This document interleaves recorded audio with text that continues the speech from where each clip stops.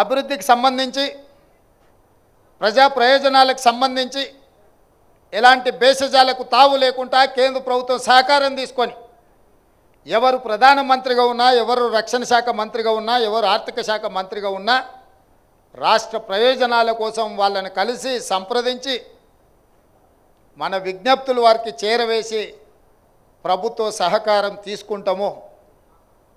నిన్న మొన్న ప్రధానమంత్రి గారిని కలిసి రాష్ట్రానికి వచ్చినప్పుడు స్వాగతం పలికి రాష్ట్ర ప్రజల యొక్క అవసరాలను, అది తుమ్మిడేటి కావచ్చు, మూసీ రివర్ ఫ్రంట్ కావచ్చు, మెట్రో రైలు కావచ్చు, పాలమూరు రంగారెడ్డి ఎత్తిపోతల జాతీయ ప్రాజెక్టు కావచ్చు, ఇతర రక్షణ శాఖకు సంబంధించిన భూములు రాష్ట్ర ప్రభుత్వానికి బదలాయించాల్సిన విషయాలలో సంపూర్ణంగా వారికి విజ్ఞాపన పత్రాలు ఇవ్వడం జరిగింది.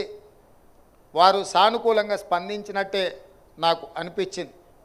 కానీ చాలామంది రాష్ట్ర ముఖ్యమంత్రి వెళ్ళి ఇట్లా ప్రధానమంత్రిని కలుస్తాడని అంటారు. 10 సంవత్సరాలు మీరు దిక్కుమాలిన విధానం అవలంబించడం వల్ల శిక్ష ప్రజలకు పడ్డది. మీరు హ్యాపీగానే ఉన్నారు, మీరు ఫామ్ హౌజులు కట్టుకున్నారు, మీకేం ఇబ్బంది లేదు. కానీ ఉత్తర తెలంగాణ ముఖ్యంగా అభివృద్ధి చెందాలంటే ఈ ఎలివేటెడ్ కారిడార్లు, ఈ రోడ్లు అభివృద్ధి జరగాలి.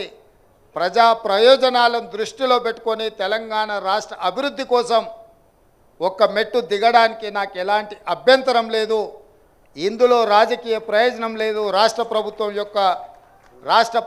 యొక్క ప్రతిష్ట పెరుగుతుంది, తెలంగాణ రాష్ట్రం అభివృద్ధి చెందుతుంది.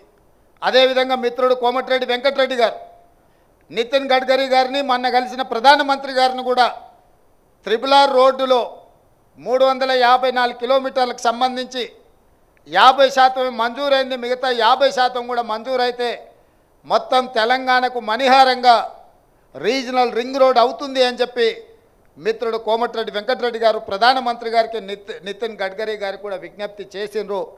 ఆ విషయంలో కూడా వారు సానుకూలంగా స్పందించారు. నేను ఒక్క మాట గుర్తు చేయదలుచుకున్నా. ఇవాళ హైదరాబాద్ నగరానికి అంతర్జాతీయ గుర్తింపు వచ్చింది అని అంటే ఆనాడు UPA 1 UPA 2లో డాక్టర్ వైఎస్ రాజశేఖర రెడ్డి గారు ముఖ్యమంత్రిగా ఉన్నప్పుడు ఈ ఔటర్ రింగ్ రోడ్డు, అంతర్జాతీయ ఎయిర్పోర్టు, IT కంపెనీలను, ఫార్మా కంపెనీలను ఉధృతంగా ఈ రాష్ట్రంలో పెట్టుబడులు తీసుకొస్తేనే, అదేవిధంగా హైదరాబాద్ నగరంలో నిర్మించిన మెట్రో రైలు ఆనాడు నిర్మించడం వల్లనే ఈ నగరానికి అంతర్జాతీయ స్థాయి వచ్చింది. ఆనాడు అంతర్జాతీయ స్థాయి కాంగ్రెస్ పార్టీ తీసుకొచ్చింది కాబట్టే ఈరోజు తెలంగాణ రాష్ట్ర ప్రభుత్వంలో ఉన్న ఆదాయం ఈ మహానగరం నుంచి 70% వస్తుంది అని అంటే దూరదృష్టితోని ఆనాడు కాంగ్రెస్ పార్టీ, ఆనాటి ప్రభుత్వం తీసుకున్న నిర్ణయాల వల్ల.